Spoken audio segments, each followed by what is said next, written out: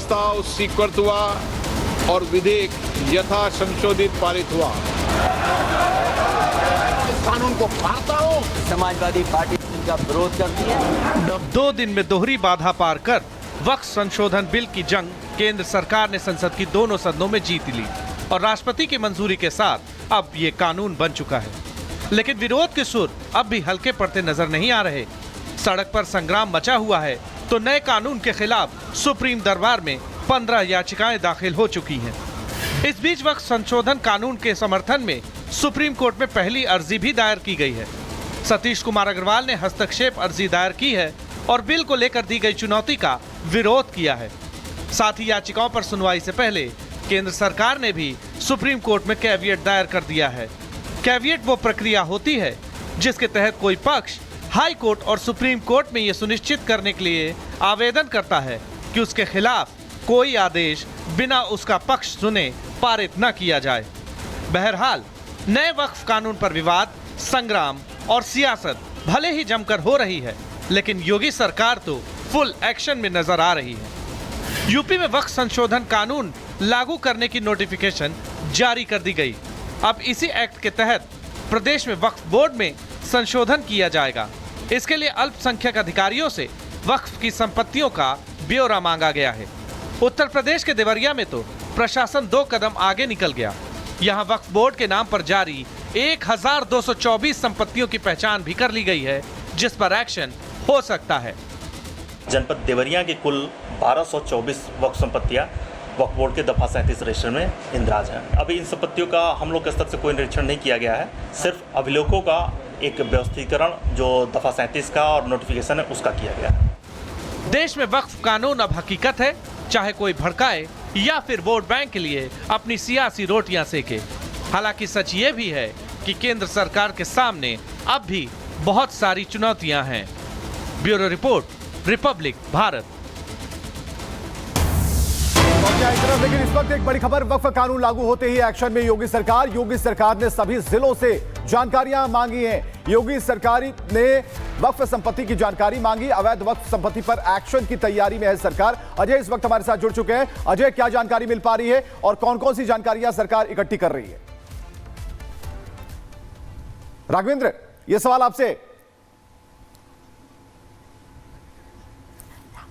बिल्कुल, देखिए, मैं आपको जानकारी देना चाहता हूं कि जिस तरह से यह जो कानून है अब एक्ट बन चुका है, कानून बन चुका है, इसके ही अनुसार उत्तर प्रदेश की सरकार अब अपने वक्फ बोर्ड में संशोधन भी करेगी। यहां तक कि सभी जो जिला लेवल के जो अल्पसंख्यक अधिकारी हैं उनसे ब्यौरा मांगा गया है, तमाम संपत्तियों के डिटेल मांगी गई है और वह संपत्ति जो बाकायदे रजिस्टर्ड हो, जिनका कागजात हो, जो पहले से ही नोटिफिकेशन में हो, ऐसी ही प्रॉपर्टियों का पूरा उनसे डिटेल मांगा गया है। और इस एक्ट के अनुसार उत्तर प्रदेश सरकार वक्फ बोर्ड में बदलाव करेगी और उसके बाद उसको लगता है कि उत्तर प्रदेश में वक्फ के नाम पर अवैध संपत्ति है या लोगों की जमीनों को कब्जा किया गया वक्फ के नाम पर, तो उस पर कार्रवाई भी होगी। तो तुरंत इस देखा जाए, एक तरफ जहां दूसरी सरकारें उसको सीरियस नहीं ले रही हैं राज्यों की, कहीं पर धरना प्रदर्शन इस एक्ट के खिलाफ चल रहा है, वहीं उत्तर प्रदेश सरकार इसको संज्ञान में लेते हुए इसी के अनुरूप काम करना शुरू कर दी है और इसी एक्ट के अनुसार आगे चल के वो उत्तर प्रदेश वक्फ बोर्ड में कुछ बदलाव भी करेगी। और जो केंद्र सरकार ने जो नियम लाया है अभी वक्फ संशोधन बिल में, जिस तरह से वो कानून बना है, उन्हीं नियमों को देखते हुए उत्तर प्रदेश उसको लागू करेगा। और उसी उत्तर प्रदेश एक ऐसा राज्य है जहां पहले से ही सुरक्षा को लेकर बड़े कदम राघवेंद्र उठा लिए गए थे कि कहीं कोई हंगामा ना हो, कहीं कोई आगजनी या माहौल खराब करने की कोशिश वक्फ कानून को लेकर ना की जाए। धन्यवाद आपका इस जानकारी के लिए। प्रस्ताव स्वीकृत हुआ और विधेयक यथा संशोधित पारित हुआ। कानून को मारता हूं। समाजवादी पार्टी इनका विरोध करती है। 2 दिन में दोहरी बाधा पार कर वक्फ संशोधन बिल की जंग केंद्र सरकार ने संसद की दोनों सदनों में जीत ली और राष्ट्रपति की मंजूरी के साथ अब ये कानून बन चुका है। लेकिन विरोध के सुर अब भी हल्के पड़ते नजर नहीं आ रहे। सड़क पर संग्राम मचा हुआ है तो नए कानून के खिलाफ सुप्रीम दरबार में 15 याचिकाएं दाखिल हो चुकी हैं। इस बीच वक्फ संशोधन कानून के समर्थन में सुप्रीम कोर्ट में पहली अर्जी भी दायर की गई है। सतीश कुमार अग्रवाल ने हस्तक्षेप अर्जी दायर की है और बिल को लेकर दी गई चुनौती का विरोध किया है। साथ ही याचिकाओं पर सुनवाई से पहले केंद्र सरकार ने भी सुप्रीम कोर्ट में कैविएट दायर कर दिया है। कैविएट वो प्रक्रिया होती है जिसके तहत कोई पक्ष हाई कोर्ट और सुप्रीम कोर्ट में ये सुनिश्चित करने के लिए आवेदन करता है कि उसके खिलाफ कोई आदेश बिना उसका पक्ष सुने पारित न किया जाए। बहरहाल नए वक्फ कानून पर विवाद, संग्राम और सियासत भले ही जमकर हो रही है, लेकिन योगी सरकार तो फुल एक्शन में नजर आ रही है। यूपी में वक्फ संशोधन कानून लागू करने की नोटिफिकेशन जारी कर दी गई। अब इसी एक्ट के तहत प्रदेश में वक्फ बोर्ड में संशोधन किया जाएगा। इसके लिए अल्पसंख्यक अधिकारियों से वक्फ की संपत्तियों का ब्यौरा मांगा गया है। उत्तर प्रदेश के देवरिया में तो प्रशासन 2 कदम आगे निकल गया। यहाँ वक्फ बोर्ड के नाम पर जारी 1224 संपत्तियों की पहचान भी कर ली गई है, जिस पर एक्शन हो सकता है। जनपद देवरिया की कुल 1224 वक्फ संपत्तियां वक्फ बोर्ड के दफा 37 रजिस्टर में इंदराज हैं। अभी इन संपत्तियों का हम लोग के स्तर से कोई निरीक्षण नहीं किया गया है, सिर्फ अभिलेखों का एक व्यवस्थीकरण जो दफा 37 का और नोटिफिकेशन है उसका किया गया है। देश में वक्फ कानून अब हकीकत है, चाहे कोई भड़काए या फिर वोट बैंक के लिए अपनी सियासी रोटियां सेके। हालांकि सच ये भी है कि केंद्र सरकार के सामने अब भी बहुत सारी चुनौतियां हैं। Bureau report, Republic Bharat.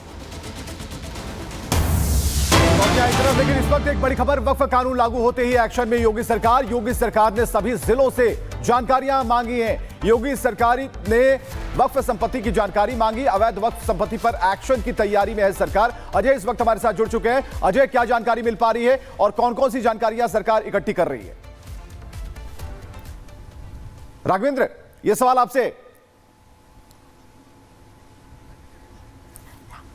बिल्कुल, देखिए मैं आपको जानकारी देना चाहता हूं कि जिस तरह से यह जो कानून है अब एक्ट बन चुका है, कानून बन चुका है, इसके ही अनुसार उत्तर प्रदेश की सरकार अब अपने वक्फ बोर्ड में संशोधन भी करेगी। यहां तक कि सभी जो जिला लेवल के जो अल्पसंख्यक अधिकारी हैं उनसे ब्यौरा मांगा गया है, तमाम संपत्तियों के डिटेल मांगी गई है और वह संपत्ति जो बाकायदे रजिस्टर्ड हो, जिनका कागजात हो, जो पहले से ही नोटिफिकेशन में हो, ऐसी ही प्रॉपर्टियों का पूरा उनसे डिटेल मांगा गया है। और इस एक्ट के अनुसार उत्तर प्रदेश सरकार वक्फ बोर्ड में बदलाव करेगी और उसके बाद उसको लगता है कि उत्तर प्रदेश में वक्फ के नाम पर अवैध संपत्ति है या लोगों की जमीनों को कब्जा किया गया वक्फ के नाम पर, तो उस पर कार्रवाई भी होगी। तो तुरंत इस देखा जाए एक तरफ जहां दूसरी सरकारें उसको सीरियस नहीं ले रही हैं राज्यों की, कहीं पर धरना प्रदर्शन इस एक्ट के खिलाफ चल रहा है, वहीं उत्तर प्रदेश सरकार इसको संज्ञान में लेते हुए इसी के अनुरूप काम करना शुरू कर दी है और इसी एक्ट के अनुसार आगे चल के